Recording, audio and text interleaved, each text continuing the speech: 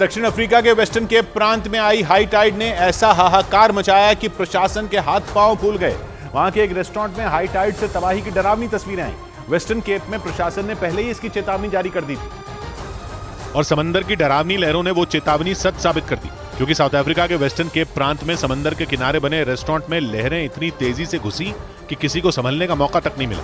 High Tide की वजह से उठी समंदर की ऊंची लहरें सारी सीमाएं लांघ कर रेस्टोरेंट में घुसी और चीख पुकार मच गई।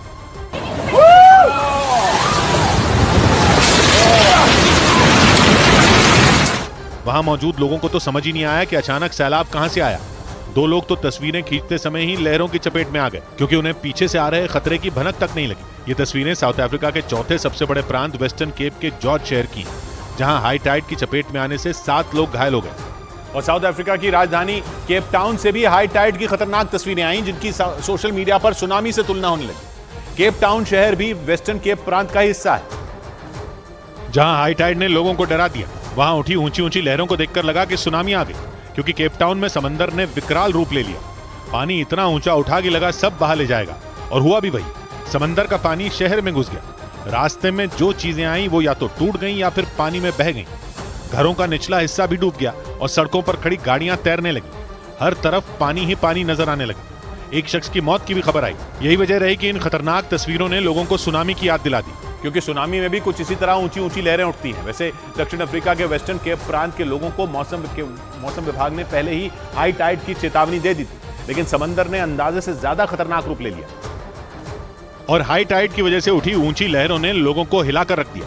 क्योंकि साउथ अफ्रीका के वेस्टर्न केप प्रांत के 2 शहरों केप टाउन और जॉर्ज में हाई टाइड की वजह से एक शख्स की मौत हुई और 12 से ज्यादा लोग घायल हो गए। समंदर के किनारे रहने वाले लोगों को अक्सर हाई टाइड की चेतावनी दी जाती है, क्योंकि चंद्रमा और सूर्य की गुरुत्वाकर्षण शक्ति समंदर की लहरों पर असर डालती है, खासकर चंद्रमा की, क्योंकि सूर्य की तुलना में चंद्रमा पृथ्वी के ज्यादा पास है। अपनी धुरी पर घूमते हुए जब भी चंद्रमा पृथ्वी के पास आता है तो दोनों के बीच गुरुत्वाकर्षण की वजह से खिंचाव पैदा होता है, जिसकी वजह से समुद्र का पानी ऊपर उठने लगता है और इसे ही हाई टाइड कहते हैं। उधर लिबिया में आए डैनियल तूफान से हुई तबाही के बीच राहत बचाव के लिए पहुंची ग्रीस की एक टीम हादसे का शिकार हो गई। सऊदी अरब की न्यूज चैनल अल अरबिया के मुताबिक उन बचाव कर्मियों की गाड़ी और एक कार के बीच जोरदार टक्कर हो गई, जिसमें 7 लोगों की जान चली गई। और यह हादसा लिबिया में तूफान की सबसे ज्यादा मार झेलने वाले दरना शहर के करीब हुआ। अल अरबिया के मुताबिक ग्रीस का वो राहत बचाव दल दरना शहर की ओर ही बढ़ रहा था, ताकि वहां तूफान पीड़ितों की मदद की जा सके, लेकिन रास्ते में उनकी गाड़ी और एक कार के बीच भीषण टक्कर हो गई और इस हादसे में उस कार में सवार 3 लोगों की मौत हो गई और 2 लोग बुरी तरह घायल हो गए। जबकि ग्रीस की राहत बचाव टीम के 4 सदस्यों को अपनी जान गंवानी पड़ी और 15 लोग घायल हो गए, जिन्हें बाद में अस्पताल में भर्ती कराया गया। लिबिया में आए तूफान की वजह से हुई तबाही से निपटने में ग्रीस समेत उसके कई पड़ोसी देश मदद कर रहे हैं। इधर पाकिस्तान में सुरक्षा बल ने आतंकी संगठन TTP यानी तहरीके तालिबान पाकिस्तान के एक कमांडर को मार गिराने का दावा किया। पाकिस्तान की मीडिया के मुताबिक पाकिस्तान की सेना ने स्वात घाटी में इस ऑपरेशन को अंजाम दिया और नाइक मोहम्मद उर्फ उमर नाम के एक आतंकी को मार गिराया। पाकिस्तान के मीडिया के मुताबिक आतंकी नाइक मोहम्मद TTP के पूर्व प्रमुख मुल्ला फजलुल्लाह का करीबी था और स्वात घाटी में लोगों को तालिबानी सजा देने के लिए कुख्यात था।